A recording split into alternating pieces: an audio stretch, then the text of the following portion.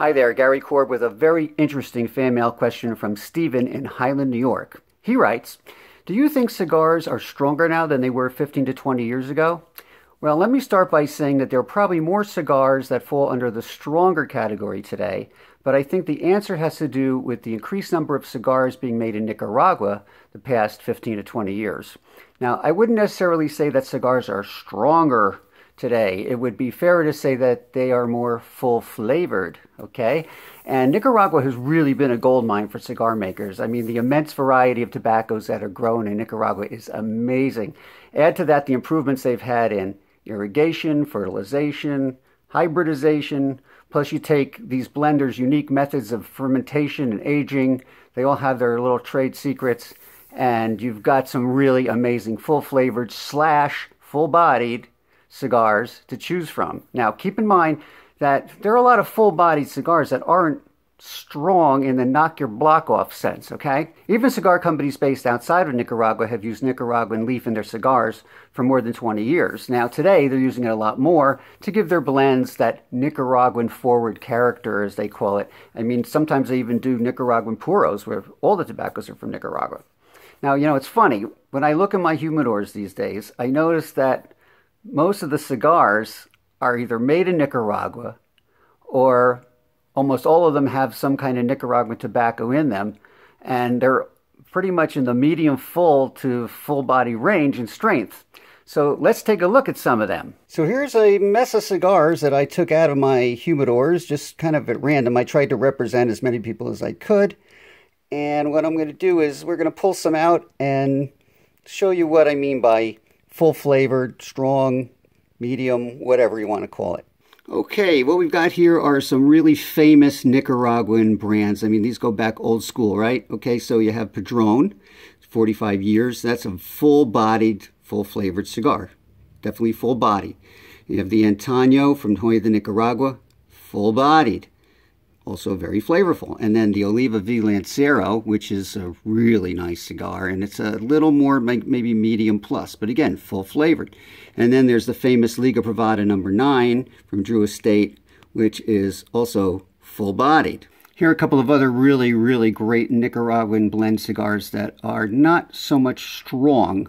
They are full flavored, but they're more on the medium full, except, well, we'll get to that one in a minute, but the 20th anniversary Perdomo Sungrown is, of course, one of my favorites, and that is a really nice medium plus smoke. The Epernay from Illusione, another one of my favorites. It's really nice and smooth and creamy, and I guess more medium plus also.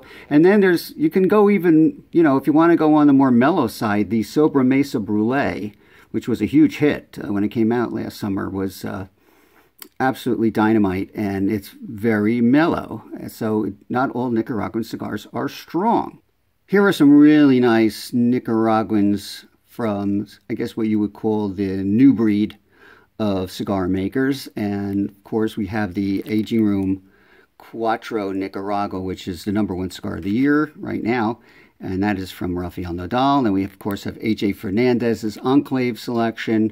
Alec Bradley, who, you know, has probably been around a little bit longer than some of these people, has his Black Market Esteli. And it's telling you on the band that this is a Nicaraguan cigar right there. And then we have Rainier Lorenzo's HVC line, the Cerro, another one of my favorites.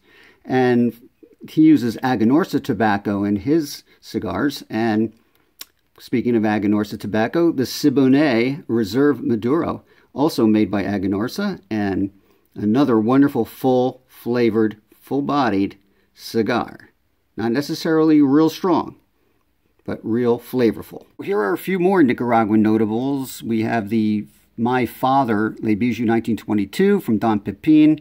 This is My Father Factory cigars, and they've also helped put bolder Nicaraguan cigars on the map. This one's really nice and smooth, really special. Also, what's interesting about this Monte Cristo Espada next to it, they're normally known for cigars coming out of Cuba and the Dominican Republic, but this one is a Nicaraguan puro. So the Espada is very interesting in that way, and it's also very, very smooth, very delicious.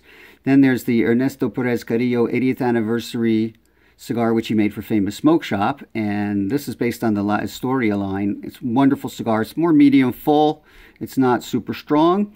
Then we have the Placencia Alma Fuerte. This one is a real winner. It is a full-bodied, full-flavored cigar that the flavor just keeps pouring out of this thing.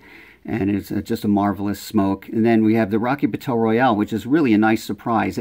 This one I would kind of classify as probably on the strong side, because this one even surprised me. It's very smooth, very creamy, amazingly flavorful. But by the time you get down to that last third, you know, you might start feeling it. But absolutely spectacular smoke.